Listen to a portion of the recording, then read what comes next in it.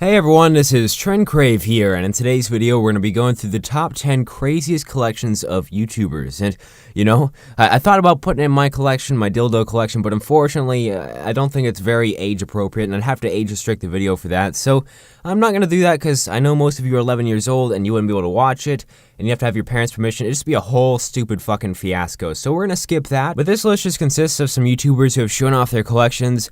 Some of the YouTubers are bigger, some are smaller, but if you guys want to see the full videos for any of these, because most of them are pretty long because like people show off a bunch of shit and explain them, just go ahead and go down in the description. I've got links to all the original videos down there, and you can watch the full things after you're done with this video. One thing I do feel a little bit obligated to ask is, do you guys have any collections of your own? And if you do, let me know in the comment section below. It'll be kind of cool to look at those. But anyways, let's go ahead and get into this top 10. And in the number 10 spot, we have Chris Denker, otherwise known as Dankops. And he has a bunch of toys and collectibles and stuff, including like Batman figures, WWE figures, Funko Pop things, Star Wars stuff, Game of Thrones. I love Game of Thrones, honestly. That's the best show on television right now, boys. Honestly, if you don't like Game of Thrones, you're a fucking pussy. Actually, if you think about it, you probably hate pussy because, you know, winky face. My girlfriend and I collect a lot of these Funko Pop vinyls, and I collect a lot of Batman stuff and other wrestling stuff. So I figured it'd be cool to kind of just show off what we got, what we collect.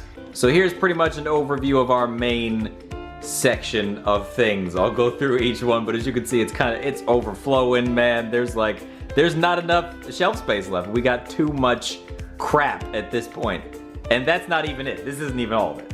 Over here on this moderately smaller shelf, we have a lot of my Batman stuff. Moving on to number 9, I've got something totally kawaii for you guys, alright? And these are called squishies. Apparently, squishies are a very collectible thing, and it's very widely collected. But this girl, she has a shitload of them. Like, I'm talking hundreds upon hundreds of them in this video. She only shows like one at a time, but there are just so many of them. And basically, you just squish them with your hands. It's like a stress ball. At least that's what they look like to me, except in like various forms and characters and shapes and stuff. But I know I probably have some random squishy collector watching me right now, just sitting there thinking, you know, TrendCrave, you're a fucking imbecile. Next, I have a few Disney squishies. So first I have this Piglet Toast. I have a Winnie the Pooh one. This Donald Duck Toast. Heading on over to number 8, we have Tamishi Hiroka, and she has a really nice Pokemon collection. It's got a bunch of different stuff, and it's one of the bigger channels on this list. She's got over 630,000 subscribers. Interesting enough, I did kind of play a couple Pokemon games when I was a child. I really liked them, but I never really did hit that craze like some other people did. Today, I'm going to satisfy your curiosity and show off all the rare, weird, and unique Pokemon items I have in my possession. But I usually snatch up anything Pokemon related I can find. I've been collecting since I was 6 years old, and many of the items were the originals I got when I was a kid. People always ask me about all of my Pokemon plushes, so here's a good look at the whole game. Goodness, it's been like an hour since I commentated number 8, but for you guys, it's only been about a couple seconds actually. But in the number 7 spot, we have FaZe Jev, who has 1.8 million subscribers, and I'm sure you guys are just bubbling at the mouth right now. He actually collects some like swords and knives and stuff like that, and you know, honestly, some of these just look really cool.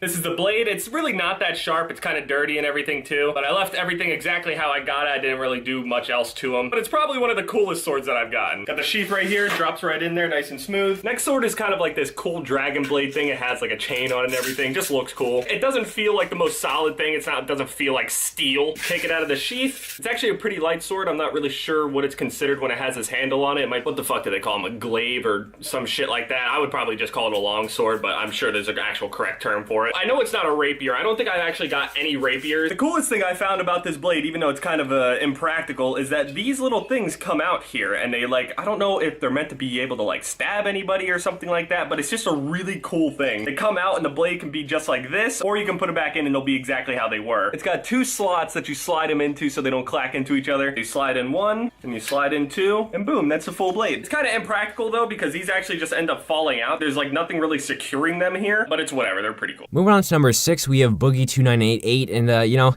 he's got some really funny content and also some good serious content as well, but he has like this dice collection because he used to play a bunch of board games like Dungeons and Dragons and stuff like that, and he's just amassed a bunch of really different like cool ones that are of different shapes and sizes and like designs and stuff like that, and I thought it was kind of a little interesting collection. I also think he's the largest person on this entire list with like the most subscribers with like over 3.4 million. If I can show you everything. This is what 40 years worth of collecting dice looks like, and I guess it's not that much, but you have to remember when I first started playing, you know, Magic the Gathering and Dungeons and Dragons, we're talking 1986 for Dungeons and Dragons, we're talking 1993 for Magic. Dice were expensive. You know, you get a tube of dice, you know, a set of polyhedral dice, even back then in my small hometown, were $8, $9, $10. Now, I'm willing to wager that some of these dice are older than my viewers. Specifically, here are 2 glow-in-the-dark ones. This is one of the very first tubes of dice I ever picked up. These are the only 2 that I think are left in the collection because I've lost the rest. But I picked these up in 1990, probably, in 1989. How old, how incredible is that? Heading on over to number 5, we have Simply Nailogical, and she's gonna show us her nail polish collection because, you know, she's just got nail polish for days, like rows upon rows of them. Seriously though, she's got like hundreds upon maybe even thousands of nail polish colors. One thing I do have to say is that, you know, if there weren't a bunch of collections being posted every 12 minutes by these girl channels about nail polish collections, bikini collections, makeup collections, actually the bikini collections, I should have fucking included one of those in this video. I could have put it in a thumbnail and that would have increased the views, you know? But if those weren't posted every 12 seconds, this video would have been a lot easier to find the clips for because they were just like drowned. Like all the good collections were just drowned by these. I did choose this one for the nail one though because I thought this chick was kind of funny. Look, it's green, and now it's purple. My mind is blown. More, I can't fit them on one shelf. These polishes are so glam. That was so lame, Christine. Stop making jokes. Stop it. Boring stuff. Stamping polish that I never use and smells like car paint. Acrylic paint for the odd time I do one stroke. Never. And some stripers in a bottle that I've had for approximately 12 years. That was shelf number 1. Let's move on to shelf number 2. Because it gets better from here, but then it gets worse. In the number 4 spot, we have Crew Kicks with 284,000 subscribers, and he's going to show us his entire sneaker collection, and he's got some really interesting stuff. You know, I've never really been like a huge sneaker or shoe guy, but I do like my shoes. I don't really want to pay fucking $500 for one pair, though. I think that's a bit too much for something I'm going to wear around and ruin within a couple days or weeks. I really like these ones. Solid color, you can't go wrong. This one right here is actually a custom My Adidas, and it actually says Dream Crew along the front, and it has Dream Crew written all over the body, so it's kind of like a custom NMD. ZX Come on, Flex G. Hype beast. We got the Big Sean joints. You guys know I'm a huge Big Sean fan, so I had to get the Attitude Highs in this colorway. This is inspired by Hawaii, because that's where he recorded his album, actually, the Hall of Fame. Let's just say that's not the only thing you lost in Hawaii. Moving on to number 3, we have an absolutely fantastic collection, probably one of my favorite on this entire list, and it comes from the channel called Strain Central, and it's got 290,000 subscribers. Now, I'm sure some of you already realized just from the name, but this channel is basically dedicated just to weed and weed products and all that kind of stuff around weed. So in this collection, he's going to show us his glass collection. I would say that his collection is pretty dope. You see what I did there? Fucking kill me. So the first thing we are going to be talking about is the Bic/lighter collection I do have on the top 2 shelves. So I have a relatively extensive Bic collection. If a lighter runs out of fuel, I usually do keep them just so I can actually have a quite ridiculous collection. So it's pretty much always growing, always continuing to be an even larger collection. We do have the mini Bics over on that side, but let's go ahead and just start with the top glass pieces. So on this top shelf, it's mostly just spoon pieces. We have the 420 Science Kilo spoon, followed by the several spoons that I got in the green bake boxes or other subscription boxes. Heading on over to number 2, we have Chris Stuckman with 688,000 subscribers, and he's going to show us his Amiibo collection. He's got a bunch of different ones. Now, I don't think these are really my cup of tea or things to collect, but apparently these are actually like really commonly collected. Now, as someone who experienced the boom of Pokemon, I had to get Charizard because it's Charizard. He's one of the coolest Pokemon out there. And I also got him for just about retail price, just a couple dollars more than retail price, which is fine with me. When I see people who are scalping these for like $35, $40, $50, I'm like, what are you doing? Stop. We're just people. We like toys. Leave us alone. Let us have our fun. Dark Pit was also a harder one to find, but I got him at Best Buy. They did a restock recently, and I was able to pick him up, $12.99. I was extremely happy when I saw this thing. I was like, wait a second, that's Dark Pit. Whoa! And I just grabbed it. It was instantaneous. And some other people were there too. I know what they wanted. I know what they were thinking. And I was like, no, I'm going to get Dark Pit, because I know one of you is going to grab like 5 of them. And finally, in the number 1 spot, we have Aqua Chigger, and he's got 343,000 subscribers.